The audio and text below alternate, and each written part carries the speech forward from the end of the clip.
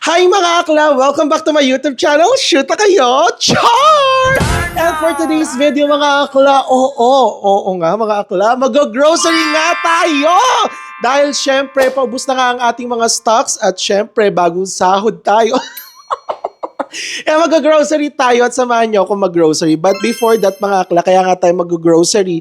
Dahil nga, ang laman ng ating ref ay kakaunti na mga akla. O, kita nyo ba yan? Mga tira-tira na lang yan last month. So, ito din. Tingnan nyo. O, wala na masyadong mga laman-laman.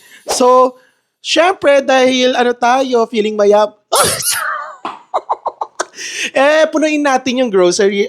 Punuin natin yung ref natin. At syempre, ito nga mga akla, every month is parang meron kaming grocery na pangmalakasan. So, every sahod talaga bumibili kami talaga ng mga needs namin for the whole month. At kung syempre, maubos man yon before end of the month, i-fill na lang natin yung mga kailangan nating mga pagkain saka yung mga groceries. So, eto, for today's video, yun nga mga akla, samahan nyo kong mag-grocery, samahan nyo kong tignan at samahan nyo rin akong makita yung grocery namin dito sa Malaysia. For sure, ma-amaze din kayo kasi sobrang mura nga talaga dito. Kaya mga akla, without further ado, samahan nyo na ako sa baba. Ano mga akla, samahan nyo na ako ha. Huwag kayo mag-skip ha. Samahan nyo ako. Diyan lang kayo.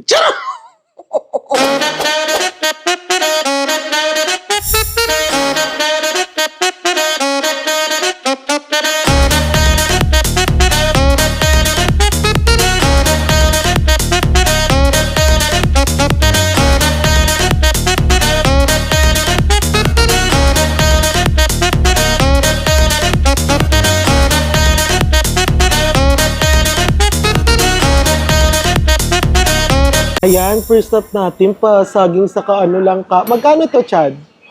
Magkano yan? Pero magkano per kilo? Nasa 6 ringgit, no? Tapos yung langka, magkano bili mo? 7 ringgit. So, i-times nyo na lang sa 12 yung mga yung mga pinagbibili namin, ha? Kasi parang 12 pesos is equals to 1 ringgit. So, kumuha ka na ng ng tinapay natin. Ay, walang gardenia. Ayan mga akla, tingnan nyo. Ganyan siya kang-organize dito sa Malaysia. Kaso walang gardenia. Yung gardenia kasi yung lagi namin pinagbibili dito. Sana hindi tayo bibili ng tinapay. Edi na muna tayong bumili ng tinapay dahil wala ng gardenia. Binili lang tayo sa ibang grocery. Ganon. Di ba? Ganon yun. So, ayun mga akla. So, isa sa mga lagi namin binibili dito is itong mga kalamansi. So, 4 ringgit and 99 cents lang siya per kilo. So, parang lumalabas is 60 pesos per kilo lang. And, Diyos ko dahil, diba? Kala nyo sa Pilipinas lang may kalamansi. Dito rin sa Malaysia may kalamansi, mga inday. Kuha lang tayo ng mga gagamitin natin for the next 2 weeks. Kasi sobrang need namin ng kalamansi. So sa mga nakaka-relate dyan na kailangan ng kalamansi, mag-comment below kayo kasi masarap tong pangsawsawan sa patis na may sili, na may kinemberlu, bagong isda. Yan na yan. Siguro mga lang to, mga 1 ringgit lang yan. At syempre mga akla, dahil laking Malaysia na tayo mga team. Bili na tayo ng malalaking sili. Ayan. So, ang per kilo nito ay parang 12 ringgit and 99 cents. So, kapag kinonvert nyo mga mga nasa na rin yun ha, 140 pesos. Pero syempre, hindi naman tayo bibili ng 1 kilo bakla. Hindi naman tayo kakain ng sili at hindi rin naman natin ito uulam. So, eto, carry na ito yung ganito lang kalaki. So, mga lang to siguro. Mga nasa siguro 20 pesos or 10 pesos, ganyan. Ito na nga mga akla, nandito nga tayo sa tempeh session. Ito tempeh is parang siya, soya na parang naging siya, parang parang naging tofu, soya tofu. So ito, lagi namin to binibili kasi ang sarap nito. Sa mga nagda-diet, alam ko, nakaka-relate kayo pagdating sa pagbili ng tempe. And comment below mga akla kung meron nito sa Pilipinas. Kasi dito sa Malaysia, saka sa Indonesia, sobrang top, sobrang famous niya. Sobrang talagang binibili talaga tong tempe. And nagkakahalaga lang siya ng 1 ringgit and 10 cents per piece. So parang mga nasa 13 pesos lang siya. O, di ba? Oh, ganun yun. O, tara na. Punta na tayo sa susunod natin.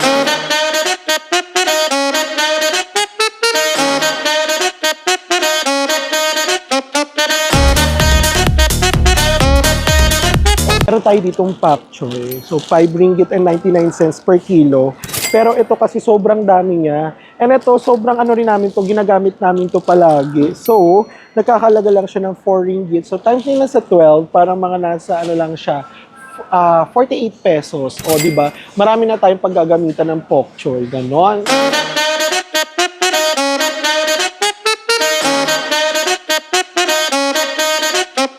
At syempre mga akla, mawawala ba ang pangmalakas ang Yakult? Akala nyo sa Pilipinas lang may Yakult, mga mima. Meron din dito yung Yakult. So ang presyo ng ano to, 2, 4, 6, 8, 10, 10 pieces is 9 ringgit and 60 cents. Hindi ko na rin kasi maalala kung magkano yung Yakult sa atin sa Pilipinas. So dito, kung i-convert mo, parang mga nasa ano rin siya ha, 115 pesos. So comment below kung mas mura ba or mas mahal dito sa Malaysia. O tara, tingin pa tayo dito ng mga mabibili natin. So ito yung mga ano, yung mga frozen section. Pakita mo dali, ayan o, ang dami. Mga yogurt, mga kung anik-anik. Eh hindi naman kasi ako mahilig sa mga ganyan, mga bakla, pati mga fresh milk. Hindi naman ako mahilig sa ganyan. Saka to, yung mga orange juice. Ayan o, yung nakakasyala. Yung parang mga America. Oh, huwag kayo. Pero mga nasa ano to, 130 pesos. Pero hindi kasi ako bumibili yan. Hindi tayo bumibili yan. Ayan yung mga keso. Kasi wala na kaming dahil wala kaming mga kineso.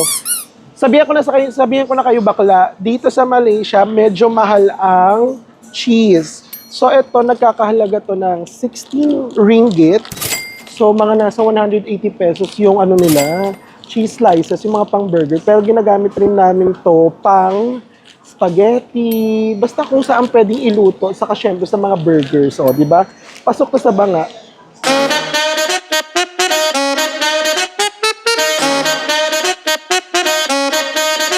So, ayun mga akla, nandito na nga tayo sa mga jibuyas. Ayan, o. So, ang per kilo niya is 3 ringgit and 59 cents. So, pag isang kilo nito ay parang mga nasa, ano lang, nasa 50, less than 50 pesos yung per kilo. Diba? Mura.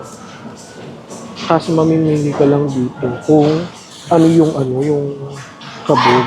Hindi tayo masyadong mag-iingay bakla kasi ang daming tao, nakakahiya.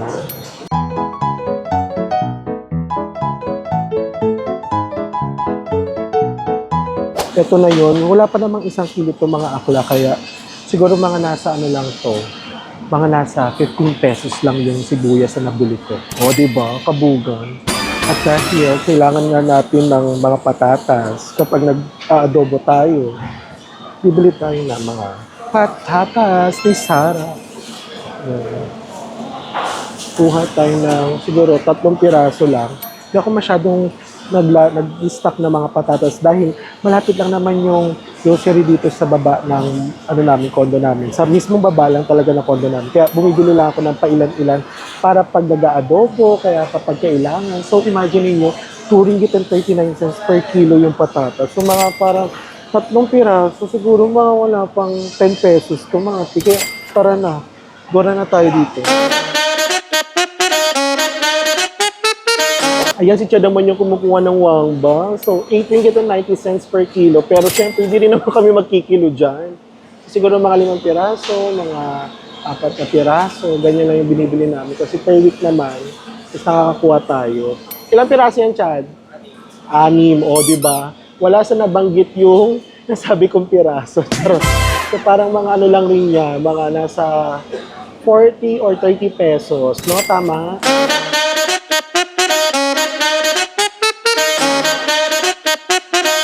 So, ayun mga akla, nandito na nga tayo sa Manukan. So, meron dito per kilo na 8 ringgit and 99 cents. Ito lagi yung binibili ko mga tea. Sobrang mura. Okay, dito yun. 1, 2,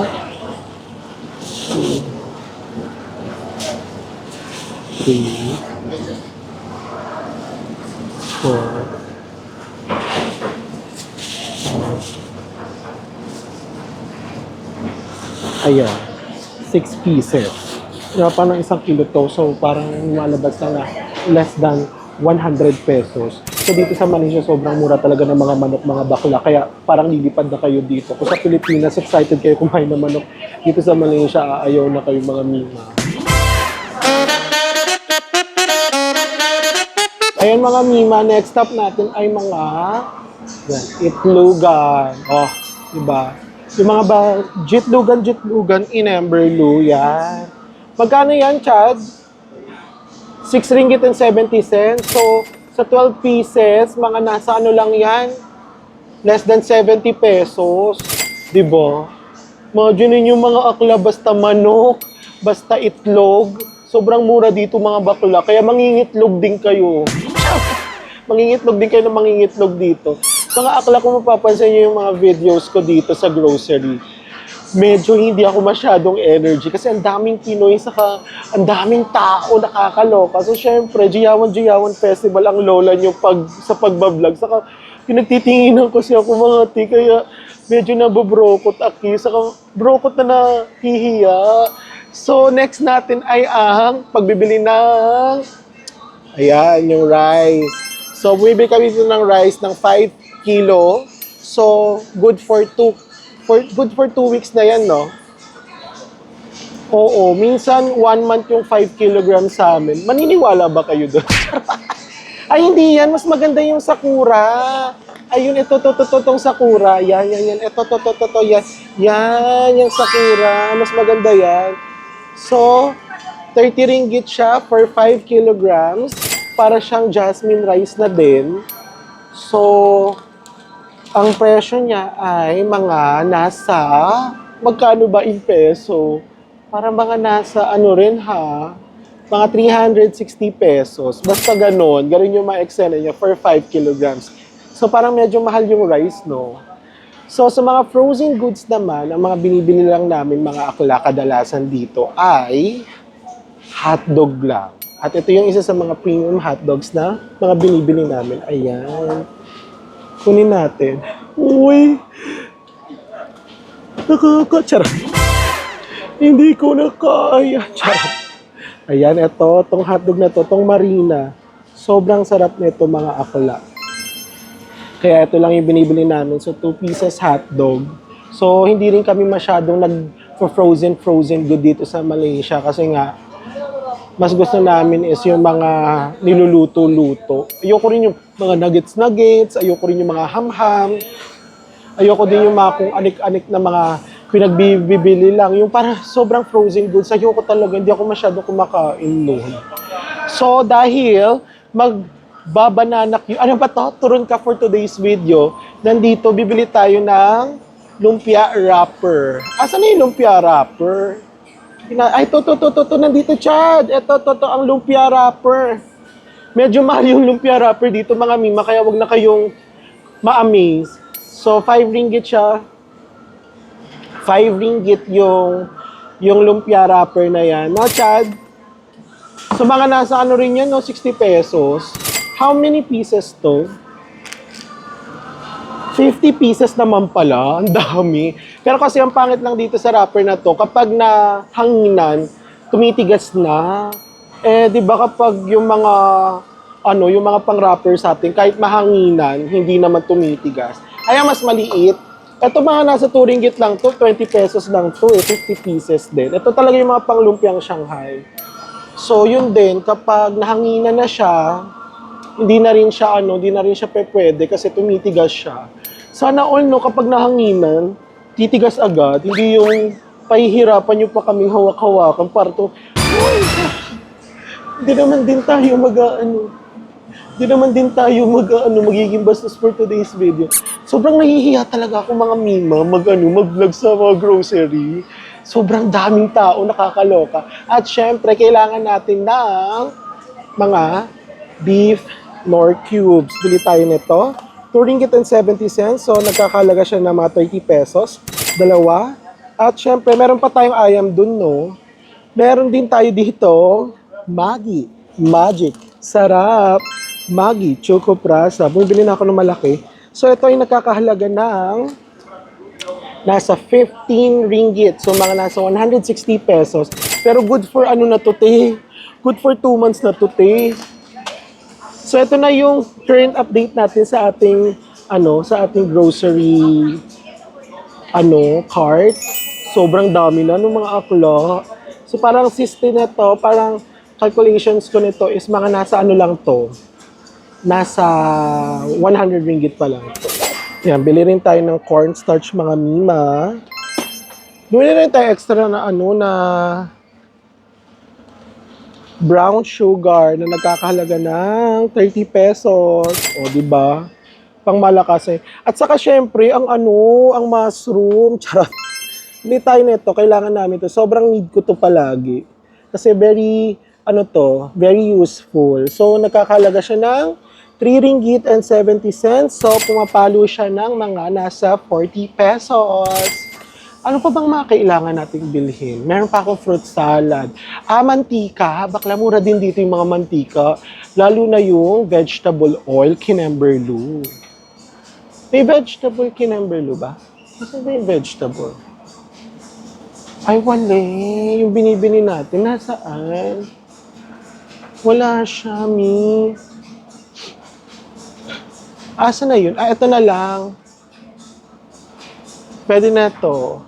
12 ringgit. Ito rin yung binili mo na nakaraan, no? So, 12 ringgit. So, ang dami nito, ha? 2 kilograms ng, ng cooking oil. So, nagkakahalaga lang siya ng 130 pesos. O, diba? Ang laki. Mura, diba? At syempre, bili rin tayo ng mahiwagang gata. Ang gata dito is 6 ringgit and 10 cents. So, medyo halme. Mga nasa 70 pesos. Medyo halme, pero carry na din. At ayan mga akla, nakikita ko yung mga Hershey's, ano nga pala to? Syrup.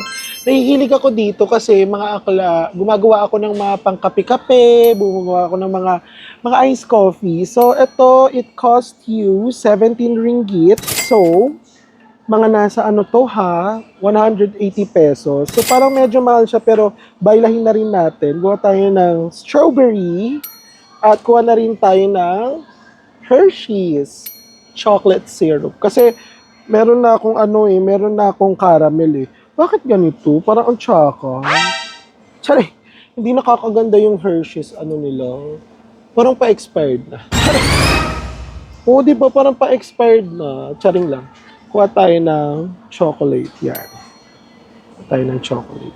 So, kumuha rin pala ako ng pancake, vanilla. So, kapag gusto namin mag-vanilla Kinemberlu, pancake. So, it cost you, magkano? Ito siya, 6 ringgit and 60 cents. So, mga nasa lang ha?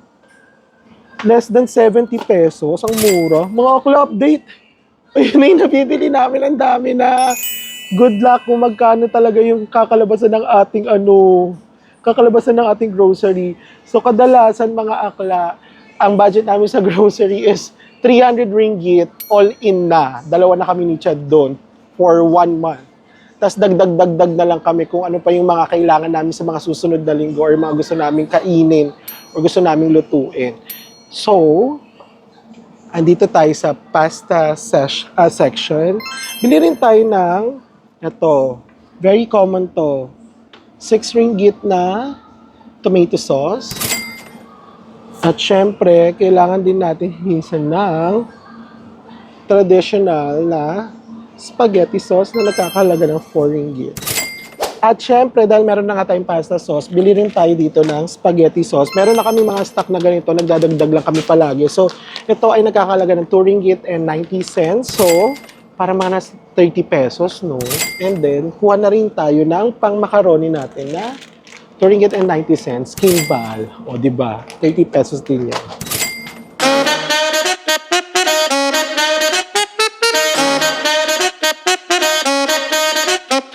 Medyo malapit na nga tayong matapos sa ating pag-grocery mga akla. So, common needs natin is yung suka. Ito ay 4 ringgit and 90 cents. Ayan, no? So, nasa ano rin ha, 50 pesos yung yung suka. Medyo mahal yung suka dito ha. Kasi sa Pilipinas yung 50 pesos medyo malaki na yun eh. Pero hindi ko na lang din sure kung mura ba to or mahal. Kasi mahal na rin ang bilihin sa Pilipinas, sabi nila, di ba? At syempre, ang pangmalakas ang Indomie. Sabi nga nila, mga akla, kapag wala ka ng pera, i-Indomie mo yan.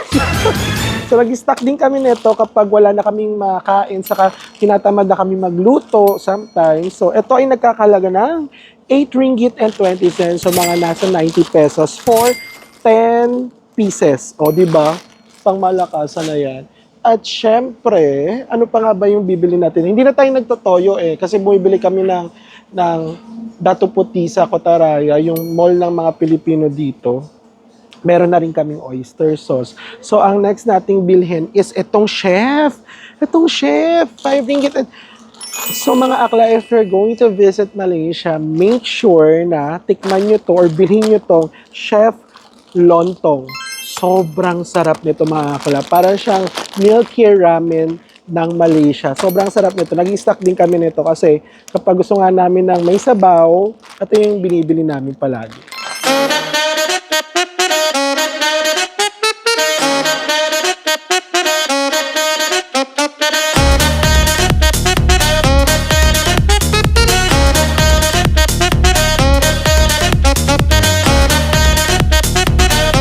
Ayun na nga mga akla, nandito na nga tayo sa section ng mga panglaba. Alam nyo ba dito sa Malaysia, sobrang mura ng mga panglaba nila.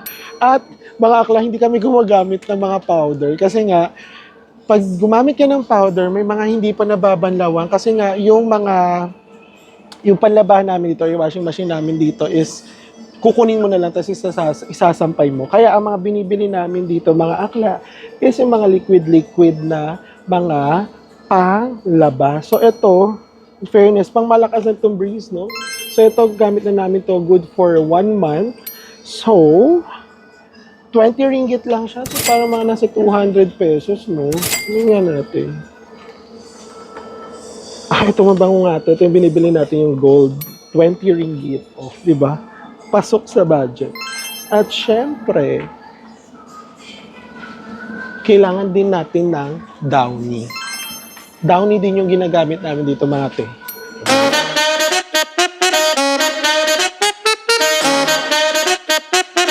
Yan, ang mura lang pala ng ang mura lang din ng Downy dito. Ganito kalaki. Nasa 14 ringgit and 50 cents lang. So, mga nasa 150 pesos.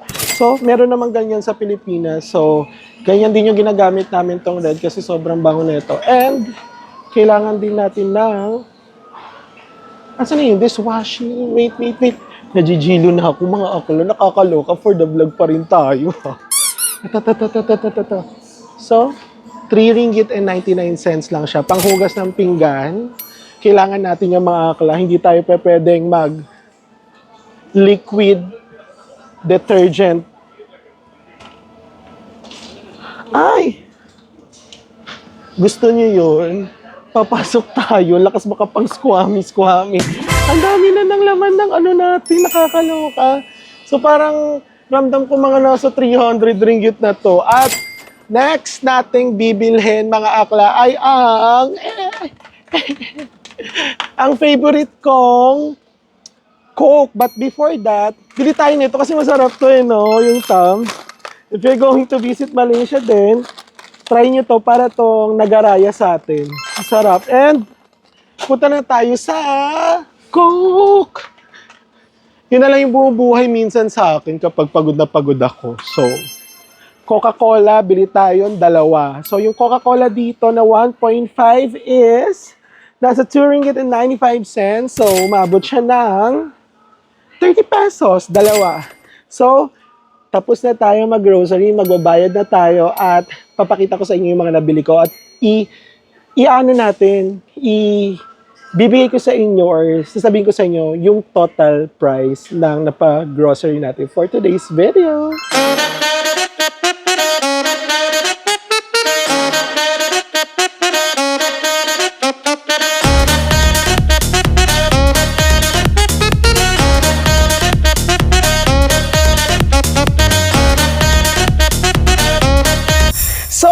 eto na nga mga akla, nakarating na nga tayo ulit dito sa bahay.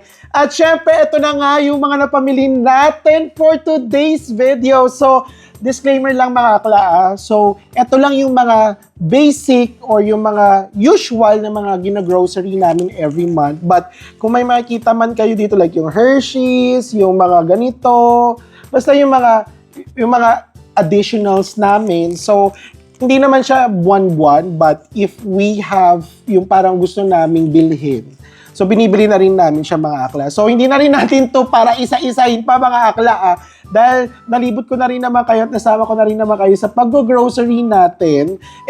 Hindi ko na siya isa-isahin sa sobrang dami. At ayun na nga mga akla, mag-resibo reveal nga tayo. Sobrang haba bakla, parang papasash na to ng Miss Universe. So, ang dami nga natin na pamilya, mga akla, sobrang haba, At nagkakahalaga nga ang ating grocery for today's video na 312 ringgit. So, kung susumahin in Philippine peso, so umabot rin siya ng mga 3,200 to 3,400 pesos. So, ako naman, para sa akin, halos lahat naman is nabili na namin. So, yung mga, kung papansin nyo, hindi kami bumibili ng mga fresh meats na parang, alam mo yung i-stock sa freezer. So, basically mga akla, kapag may gusto kaming kainin na fresh meat, fish, seafoods, or like for example, pork, is hindi na muna namin siya gina-grocery ng 1 month. Even the vegetables, mga akla. So, yung mga pwedeng tumagal ng ilang araw, yun yung mga binibili namin. But, yung mga fresh na vegetables and yung mga fresh meats and seafoods, bumibili na lang kami yan pang araw-araw. So, basically mga akla, maabot rin yung grocery namin. Kung may 300 kami na grocery na ganito, yung mga basic needs namin. So, may mga, siguro kulang-kulang din ng mga 500 ringgit for 2 persons na yun na. So, divided by 2. So, it's just 250 ringgit per month, per person. So, mga, ano rin yung mga 2,800 pesos. So, imagine 2,800 pesos is mabibili mo na yung gusto nyo. At kung mapapansin nyo naman yung sa video ko mga akla, diba?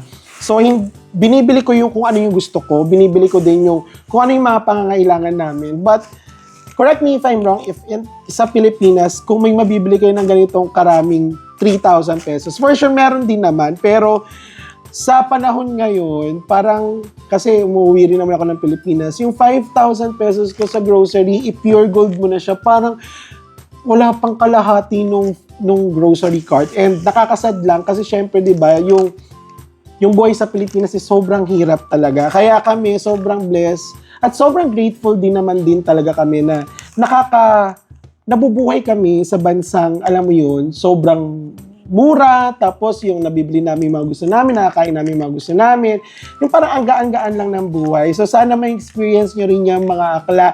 And ayun na nga mga akla, pagpasensyahan nyo na din mga akla na hindi ko nabigyan ng justice talaga ng bonggang-bongga yung pag-grocery natin for today's video. Kasi sobrang nahihiya talaga kami ni Chad. Ang daming tao talaga, promise. Tapos ang dami ring Pinoy. So nagtitinginan sila sa akin, mga akla. So parang ako, hindi talaga ako sanay na alam mo yun, na mag-vlog ng sa mga grocery stores, sa mga department stores, sa mga malls. But I'm trying my best para at least, diba, makita nyo rin yung buhay namin dito. And kung paano ba yung pag-grocery namin dito sa Malaysia. Saka yung mga, alam mo yun, yung mga side, yung mga ibang side ng buhay namin dito sa Malaysia. So, ayun mga akla, if you like this video, diba, comment below nyo na din kung nagustuhan nyo ba yung video natin. Diyos ko, parang hindi ko talaga siya bet. Pero, sige, nag-effort na tayo, i-upload na natin to. Charot! So, ayun na nga mga la, if you like this video, don't forget to like, share, and subscribe. At syempre, hit ang notification bell para lagi naman kayo updated sa mga videos natin. O, diba? So, see you on our next vlog mga akla. Comment below kung ano pa yung gusto nyo kong gawin. Gusto nyo gawin ko sa vlog or sa ating YouTube channel. So, yun na nga mga akla. See you on our next video. Bye!